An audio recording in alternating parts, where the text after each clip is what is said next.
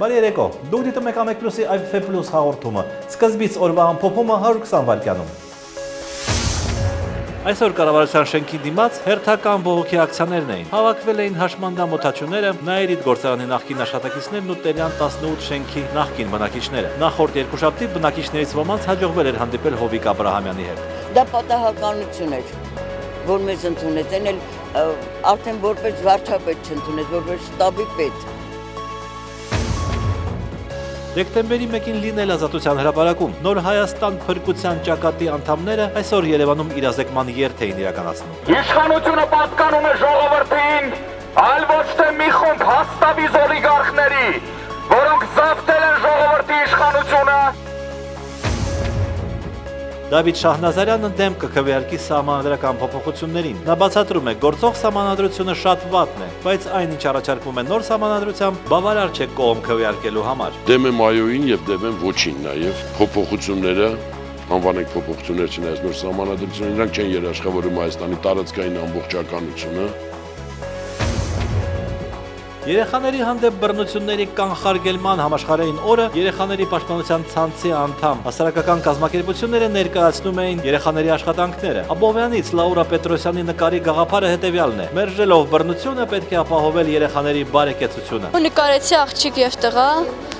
որոնք բռնությունից դուրս են, բռնան կապույտ երկնքի տակ են, արևել նրանց երևում։ Վերջին շաբաթվա քամիները բավականին մեծ վնասներ են հասցրել Բյուրականի աստղադիտարանին, որի տնօրեն Հայկ Հարությունյանը առայժմ հստակ չի կարող նշել վնասների չափերը։ Հիմա կտեսնենք, եթե նրանք կօգնեն ինչ-որ ձև, կօգնեն, թե չէ մեզ ավելի հետաքրքրում է, որ մեզ թույլ տրվի պարզապես մեր արտաբյուջետային մուտքերի հաշվին ինքներս անենք։ Թյուր է այն տպավորությունը, որը տարածում է ոչը, թե բոլորը համատարած ոչի կողմնակիցներ են, նման բան չկա։ Մենք արդեն 2 տասնյակ հանդիպումների փորձը վերլուծելով կարող ենք ասել, որ մարդիկ նախ կարոտ են բացատրության։ Իրենք պետք է լավ պատկերացնեն, թե իրենց կենցաղում, անձնական կյանքում ինչ է տալու այս փոփոխությունը։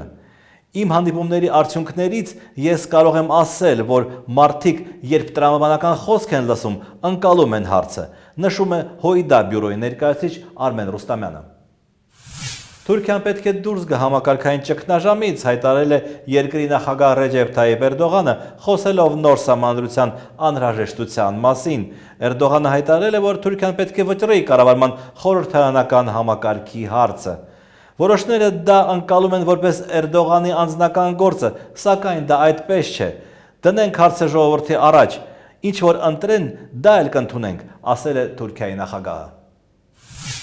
ԱՄՆ նախագահ Բարակ Օբաման Կանադայի վարչապետ Ջասթին Տրուդոյի հետ հանդիպումից հետո հայտարարել է, որ Ռուսաստանը եւ Իրանը պետք է որոշեն, ցանկանում են աջակցել Սիրիայի նախագահ Բաշար ալ-Ասադին, թե պահպանել սիրիական պետությունը, եթե այն օրինական լինի։ Օբամայի խոսքով Սիրիայում քաղաքացիական պատերազմը չի ավարտվի, քանի դեռ Ասադը իշխանության մեջ է, քանի որ նա չի կարող վերադարձնել իր լեգիտիմությունը։ Օրվա լրահոսը։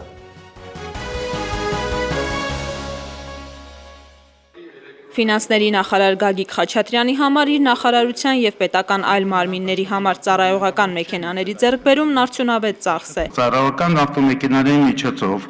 մենք մեր պետական ծառայողների համար որոշակի սոցիալական խնդիրներ ենք լուծում։ Նախարարը բերում է զարգացած եվրոպական երկրներից մեկի Դանիայի օրինակը, որտեղ սոցիալական խնդիրներ չկան։ Քանի որ 1 ժամվա համար նվազագույն աշխատավարձը համարժեք է 20 ԱՄՆ դոլարին, այն դեպքում, երբ մեր երկրում այն կազմում է ընդամենը 330 դրամ։ Ի հակադրություն նախարարի սոցիալական պատճառաբանության ՀԱԿ պատգամավոր Արամ Մանուկյանը բյուջեի այսօրվա քննարկմանը հիշեցնում է Հայաստանի ամեն քաղաքացի անկախ իրենից պարտք է միջազգային վարկատուներին։ Այսօր Հայաստանի յուրաքանչյուր քաղաքացու վրա մեր պետական պարտքի բաժինը հասնում է 1590 դոլարի։ Պետական ծախսերի ավելացումը վտանգավոր չի, հակառակը անհրաժեշտ է։ Մինչդեռ ՀԱԿ խմբակցության ղեկավար Լևոն Զուրաբյանը նկատում է, քանի դեռ այս իշխանությունն է երկրի ղեկին տնտեսական աճ չենք ունենա։ Պարոն Զուրաբյանն ուսումնասիրել է հայտնի ընկերություններից մեկի հետազոտությունը, թե որքան ժամանակ կպահանջվի Հայաստանից երկրում արտագաղթի դադարի եւ գործազրկության քիչ թե շատ բնականon համարվող 6%-ի վրա կանգ առնելու համար։ Եթե մենք ունենանք ոչ թե 2.2%, այլ մեզ համար արդեն անհասանելի դարձած 3.5% աճ,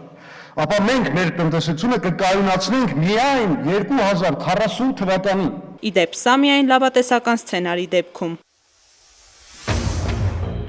Գործադիրն այսօր հավանություն տվեց Արդարադատության նախարարության առաջարկին, որով ԴԱՀԿ-ին սպասարկող ավտոմեքենաները 34-ից կդառնան 54, նախարարը վստահեցնում է հավելյալ 20 մեքենան ոչ թե անհատների, այլ ծառայությունների համար են։ Հաշվի առնելով այն, որ կատարողական վարույթների թիվը 6 անգամ ավելացել է, քաղաքացիների շահերի պաշտպանության հետ կապված իրականում ժամկետների ձգձգման խնդիր է առաջանում։ Ֆինանսների փոխնախարար Արմեն Ալավերդյանը խնդրեց վարչապետին անդրադառնալ թանկարժեք օճառամանների պատմությանը։ Դիլիջանի ուսումնական կենտրոնի համար գնված 40,000 դրամանոց օճառամանները նրա պնդմամբ իրենց որակով համապատասխանում են գնին։ Նախատեսված է ոչ թե մեկ օճառի անհատական օգտագործման համար, այլ դա օգտագործվել բազմակի ապրանքների, ուրեմն տեղադրման համար։ Կառավարությունը որոշեց նաև պահեստային ֆոնդից 902 միլիոն 448 հազար դրամ հատկացնել նոյեմբերին քամիների հետևանքով համայնքներին հասցված վնասները վերացնելու նպատակով։ Հովիկ Աբրահամյանը հորդորեց աշխատանքները արագ իրականացնել։ Ինքս ականատես եմ եղել Արագածոտնի մարզում դպրոցներ, բնակելի շենքեր, որոնց տանիքները լիովին չկա։ Վարչապետն այսօր կոչ արեց նախարարներին ավելի շատ շփվել լրագրողների հետ, հիշեցնելով կառավարությունը ժողովրդից թաքցնելու բան չունի։ Բազմաթիվ լրագրողներ սպասում են կառավարության մուտքի մոտ։ Յուրաքանչյուրս պետք է օգտագործի այս առիթը հանրության հետ եւս մեկ անգամ հաղորդակցվելու, հարց պարզաբանելու համար եւ ոչ թե ասենք դուրս գալ այլ մուտքերով։ Վարչապետի հորդորին սակայն չհետևեց գրեթե ոչ մի նախարար։ Եվրամիությունը վերանայել է եվրոպական հարևանության քաղաքականությունը։ Երեկ Բրյուսելում հրապարակված նոր փաստաթղթում թեև խոսք չկա Հայաստանի մասին, բայց մեր երկիրը զուգահեռ երկու գործընթացի մաս է կազմելու։ Մի գործընթացը բանակցություններն են Եվրամիության հետ նոր շրջանակային պայմանագրի ստորագրման վերաբերյալ, երկրորդ մասը հարևանության նոր քաղաքականության շուրջ բանակցությունները։ ԵՄ դեսպանի խոսքով, սակայն իրենք առաջնահերթություն են տալու նոր պայմանագրին, որը կստորագրվի դեկտեմբեր ամսին Բրյուսելում։ Այն թեև պարունակելու է մարդու իրավունքների, ժողովրդավարության եւ արդարադատության վերաբերյալ նույն դրույթներն, ինչ ասոցացման համաձայնագրի դեպքում էր, բայց ԵՏՄ-ն թույլ չի տա խորացնել Եվրամիության հետ հարաբերությունները առևտրի ոլորտում։ Ակնհայտ է, որ այն մասը, որը վերաբերում է առևտրին, շատ ավելի թույլ կլինի, քան նախորդ պայմանագիրը, որը վերաբերում է խորը եւ համապարփակ առևտրին։ Իրազեկ քաղաքացիների միավորումը, սակայն եվրոպական հարևանության քաղաքականության վերանայումը կապում է արևելյան գործընկերության ավարտի հետ։ Երեք հրապարակված փաստաթուղթը փաստացի արևելյան գործընկերության հին ֆորմատի ավարտը հստակեցրեց բոլորի համար։ Այժմ ԵՄ-ի համար կա 3 առաջնային գործընկեր արևելյան հարևանության 6 երկրներից եւ այդ երկրների թվին Հայաստանը չի պատկանում, ասված է նրանց տարածած հաղորդագրության մեջ։ Գործարար Փայլակ Հայրապետյանը գոհ է դատական գործընթացից, նա իր 12 միլիոն դոլարանոց ունեցվածքը առանց հետագա պարտավորությունների եւ պայմանագրի Աշոտ Սուքիասյանին էր տրամադրել Հայաստանում ադամանդագործության բիզնես սկսելու համար։ Ապացուցվում է, որ իսկապես խաբեությամբ իմ ունեցածը վերցել է, դոկումենտները, դավարանքները վերցել է, համաթիվ լրիվ ապացուցում է եւ այդ ամբողջ աշխատանքները, որ ցույցատվել պիտի կատարվի, դավեր նստայ, բիզնես ծրագիր, այդքան գումարներ բերել, այսքան մարդկանց աշխատացնել, բոլորը շուտ է։ Իրեն խարդախության զոհ համարող Փայլակ Հայրապետյանը սակայն մնում է այն կարծիքին, որ դատարան պետք է գան եւ հարցաքննվեն Նավասար arczepiskopos Կճոյանը եւ նախկին վարչապետ Տիգրան Սարգսյանը։ Եթե սա լիներ, ասենք սովետական միության ժամանակ 50 հոգին ստաց կլիներ։ Աշոտ Սուքիասյանը նստած կլիներ, իրավաբանները նստած կլինեին, բանկի կեսը նստած կլիներ, իմացար Սարգսյանը նստած կլիներ, Կճոյանը նստած, բոլորը նստած կլիներ։ Գործով միակ ամբաստանյալ Աշոտ Սուքիասյանը մեղադրվում է խարդախությամբ ուրիշի առանձնապես խոշոր չափերով գույքի նկատմամբ իրավունք ձեռք բերելու, հանցավոր ճանապարհով ստացված առանձնապես խոշոր չափերով եկամուտներն օրինականացնելու մեջ։ Աշոտ Սուքիասյանն առաջադրված մեղադրանքներում իրեն մեղավոր չի ճանաչում։ Այսօրվա դատական նիստը սակայն չկայացավ։ Գործով դատախազը դատարան չէր ներկայացել։ Խորհրդարանում շարունակում է քննարկվել 2016 թվականի բյուջեի նախագիծը։ Կառավարությունն այն անվանում է սոցիալական այն պատճառով, որ եղած սոցիալական ծրագրերը չեն կրճատվում եւ պահպանողական այն պատճառով, որ նոր սոցիալական ծրագրեր գրեթե չեն առաջարկվում։ Տնտեսական աճի հավակնությունները նույնպես բավականին համեստ են 2.2%։ Իշխանության ներկայացուցիչները չեն թաքցնում, որ հաջորդ տարվանից լավատեսական ակնկալիքներ չունեն։ Օրվա գլխավոր թեման։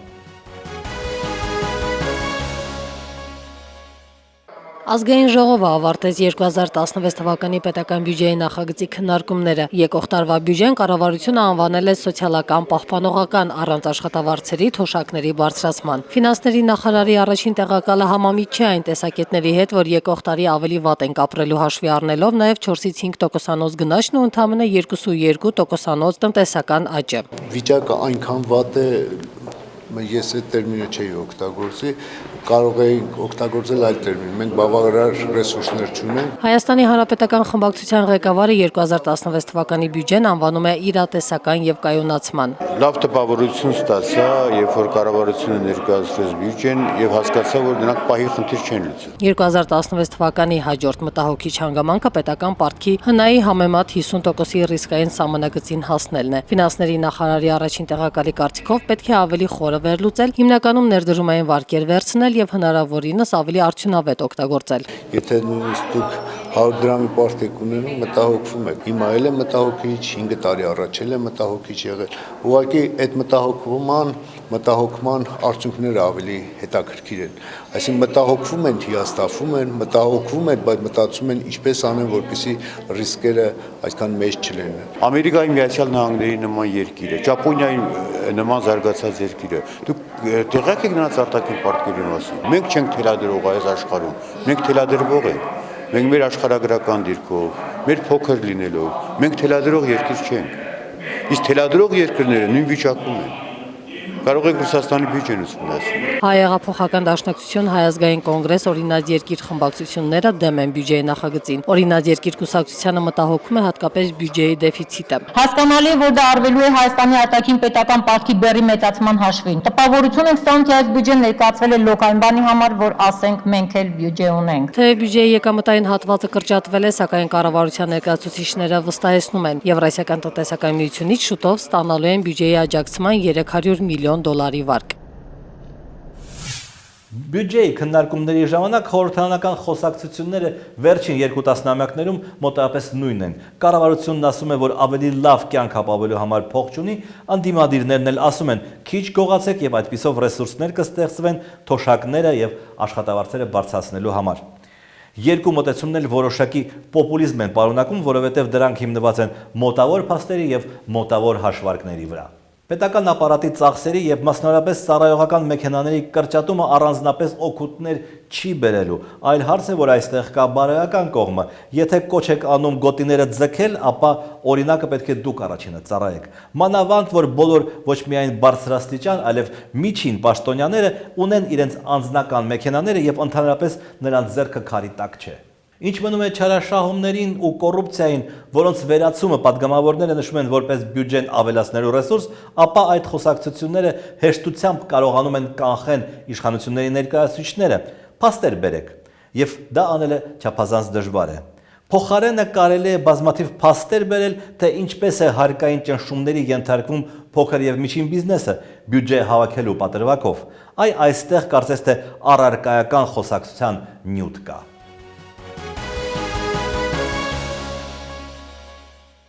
Ամեկ պլյուսի զրուցակիցն է տնտեսագետ Վահագն Խաչատրյանը։ Պարոն Խաչատրյան, որքան ես հիշում եմ, առաջին անգամն է, որ կառավարությունը բյուջեի քննարկման ժամանակ բաց տեքստով ասաց, որ հաջորդ տարի տնտեսական առումով դրական ակնկալիքներ նրանք չունեն։ Դա խրախուսելի անկեղծություն է։ Խրախուսելի չէ։ Ուղղակի անելանելի վիճակում հայտնված մարդու պահվածք է, որովհետև իրենք նախորդ ժամանակներում նախորդ տարիներին էլ միջալից շատ լավ վիճակում չեն եղել, ուղղակի փորձել են ներկայացնել, որ լավ վիճակում են, քաղաքական ինչ-որ նկատառումներից ելնելով ընտրություններ են եղել, հիմա այս ընտրություններ չկա,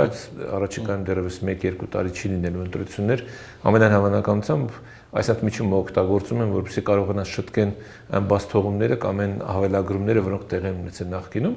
Եվ բացի դրանից իրականում այն գումարը չկա, այդ ասում են կանխիկ գումար չկա, որպեսզի կարողանան իրենք պարտականությունները կատարել քաղաքացիների առջև, դա է պատճառը, որ եւ խոստովանում են, որ 8 միլիարդ ավելի քիչ են հարկեր հավաքելու, քան անցյալ տարի, եւ դա է պատճառը, որ խոստովանում են, որ աշխատավարձ չեն կարողանալու բարձրացնել, թոշակներ չեն կարողանալու բարձրացնել, սոցիալական վճարներ չեն կարողանալու բարձրացնել, եւ դրան հետ զուգահեռ նախատեսվում է նաեւ գների աճ։ Այսինքն իրականում մենք ավելի վատ ենք ապրելու, մեր կենսամակարդակը անկում է ապրելու, քան նախորդ տարիներ, եւ գիտեք ինչ, շատ մեծ գիտելիքներ պետք չի ունենալ կամ շատ խորը գիտելիքներ պետք չի ունենալ, որպեսզի կարողանալ գնահատել Հայաստանի Հանրապետության տնտեսության վիճակը, որտեղ այս տնտեսությունը տարիների ընթացքում կառուցվել է այն տրամաբանությամբ, որ մենք դրսից փող կստանանք, այդ փողը կլինի կամ քաղաքացիների կողմից մասնավոր փոխանցումների ձևով կամ պարտքի ձևով։ Եվ այդ դրա շնորհիվ մենք կարող ենք տնտեսություն ապրել։ Ես չեմ ասում տնտեսություն աշխատացնել, որովհետև իրականում այդ խնդիրը չի դրվել։ Հիմա դրսից եկող փողերը պակասել են, հիմնականում Ռուսաստանից եկող տրանսֆերները արդեն այսօրվա գնահատմամբ 40% են հասնում, որ պակասել են, այդ գումարների բացը չի լրացում արտահանման աճի շնորհիվ կամ դրսից եկող այլ գումարների հաշվին, եւ միակ ճանապարհը մնում էր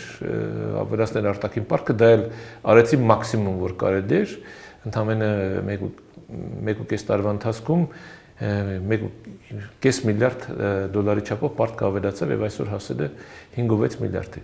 Ավելի տրամաբանական կլինի, որ գործող կառավարությունը հրաժարական տար, ասել, որ ինքը ընդունակություն չունի, շարունակել աճ ապահովել Հայաստանի Հանրապետությունում, այն աճը կա, որի մասին որ խոսում են 2.2%, դա աճ չի, որովհետեւ Հայաստանի Հանրապետության այս վիճակի համար հարկավոր է մինիմում 7% աճ, ես այսպիսի մի տնտեսագիտական հաշվարկ էր կատարել տնտեսություն եւ արժեքներ կազմակերպությունը, այսպես եթե մենք շարունակում ենք աճել այս տեմպով 2-ից մինչև 3.5% տնտեսական աճ, եւ եթե մենք ուրեմն մենք կարող ենք 40 տարի կշարունակվի, մինչև 2040 թվականին մենք կհասնենք այն չափանիշին, որի դեպքում կունենանք 6% գործազրկություն, որ նորմալ է եւ արտագաղթ չենք ունենա։ Այսինքն 16 թվական եւ 40 թվական 24 տարվա ընթացքում կշարունակեն մարդիկ գնալ, թե ով կմնա, ով չի մնա, այսինքն եթե մենք շարունակում ենք այս տեմպով, եթե մենք ուզում ենք ասենք այդ հարցը լուծվի 3 տարվա մեջ կամ 4 տարվա մեջ, մեզ հարկավոր է 10% աճ։ Եթե մենք ուզում ենք հարցը լուծվի մինչև 2025 թվականը, մեզ հարկավոր է 7% աճ։ Այսինքն եթե մենք այս խնդիրը չենք դնում մեր առջև որպես կառավարություն, որպես իշխանություն կամ որպես պետություն, մենք ուղղակի ուզում ենք ասել, գիտեք ինչ կա, հարգելի քաղաքացիներ, Հայաստանից հեռացեք, Հայաստանը ձեզ համար պայմաններ չի ստեղծում, մենք չենք կարող ձեր խնդիրները լուծել։ Շնորհակալություն։ Իմ զրուցակիցներ տնտեսագետ Վահագն Խաչատրյանը։ 2003 թվականի նոյեմբերի 19-ին Արդարադատության նախարարության պետռեգիստրը մերժել է գրանցել սոցիալ-դեմոկրատ հնչակյան կուսակցությունը։ 116-ամյա կուսակցության այն ժամանակվա ատենապետ Ջորջ Հակոբյանը համոզված էր, որ որոշումը քաղաքական է եւ թելադրված է վերևից։ Էլ ինչ հետաքրքիր իրադարձություններ են տեղի ունեցել նոյեմբերի 19-ին անկախ Հայաստանի պատմության ընթացքում, նյութեր Ամեկլուսի պահոցից։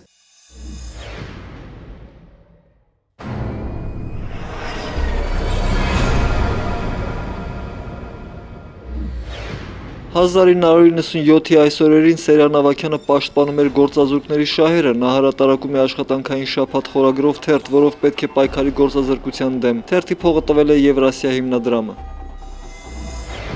1997-ի այսօրը նախագահային ընդդիմադիր հերթական ուժը Ազատության հրապարակում սկսած պայքարի առաջնորդները հռչակում Զորի Բալայանին, Ռաֆի Հովհաննիսյանին եւ Վազգեն Մանուկյանին։ Փոքրաթիվ թոշակառուները պետք է դառնան նոր պայքարի աղը։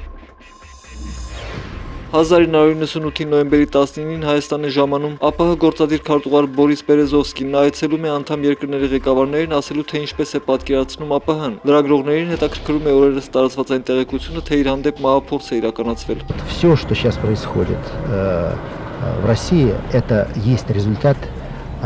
того, что наконец на поверхности оказалась работа спецслужб и тех ее частей спецслужб, которые являются, безусловно, последовательными сторонниками коммунистов.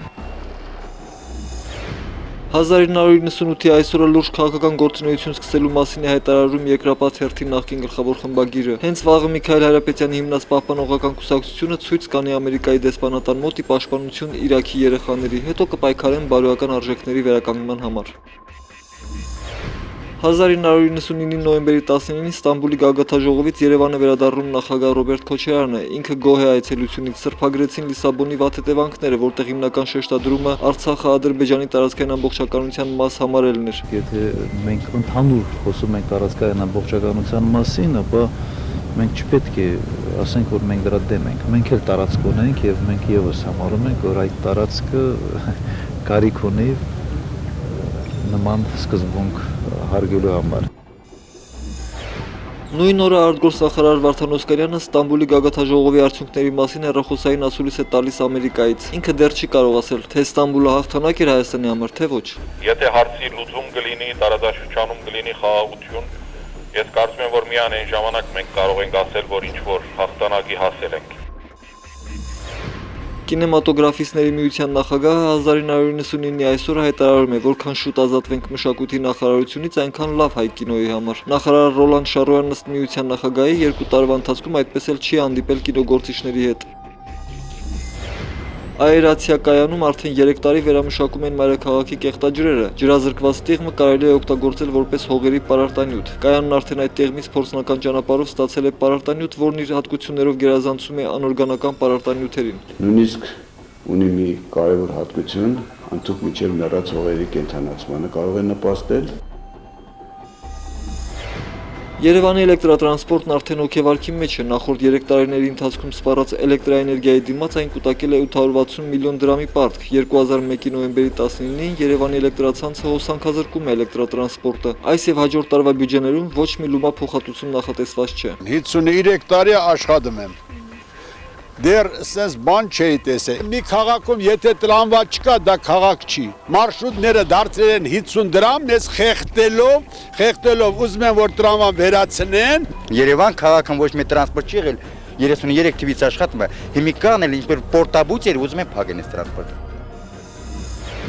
2001-ի այսօրը խորհրդարանը Վանո Սիրադեղյանին զրկում է падգամավորական մանդատից։ Անցյալ տարվա ապրիլից նա Հայաստանի տարածքում չէ եւ նրա գտնվելու վայրը անհայտ է։ Երևանի նախկին քաղաքապետին մանդատից զրկում են փակ գաղտնի քվեարկությամբ, այսինքն կանոնակարգին ակասելով։ Վիկտոր Դալաքյանն ասում է, որ փակ գաղտնի քվեարկությունը ավանդույթ է։ Այն կարծիքին է, որ ընդհանրապես անձի հետ կապված ցանկացած քվեարկություն պետք է տեղի ունենա գաղտնի, որպեսզի զանազան ճնշումներ չլիներ։ Մարդը պետք է պարզ լինի, ինչ մտածում է, այնպես էլ արտահայտվի։ 2009-ի այսօրերին Երևանի հյուսիսային ճառագայթի կամ մոնումենտի այգիներում շարունակվում է խորհրդարանի նախագահ Հովիկ Աբրահամյանի առանձնատան շինարարությունը։ Շինարարական աշխատանքների ղեկավարի մտքով էլ չի անցնի, որ շենքը հիշեցնում է հենց խորհրդարանի շենքը։ Գոնե նմանություն տեսնում եք դրա։ Չեք տեսնում։ Չեք տեսնում ազգային ժողովի։ Սա կլասիկա է, ոնց կարող է ազգային ժողով։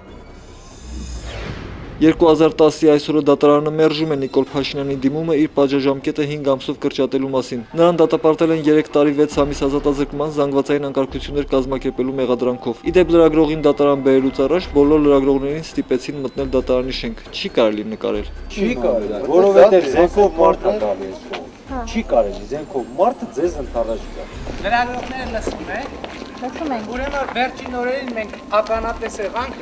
կրիմինալի եւ ավազակապետության համատեղ օպերացիայի։ Ինձնից ինչ էր պահանջվում էր, որ հոդվածներ չգրեն եւ դրոշ չունենան։ Հանուն ազատ եւ երջանիկ Հայաստանի պայքարելու է միջև վերջ։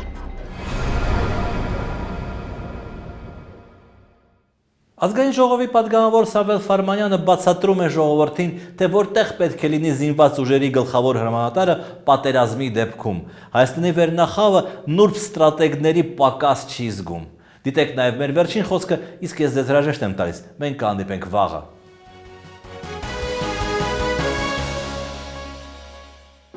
Վստահաբար նկատի չի առնում այն հանգամանքը, որ պատերազմական իրավիճակում հանրապետության նախագահը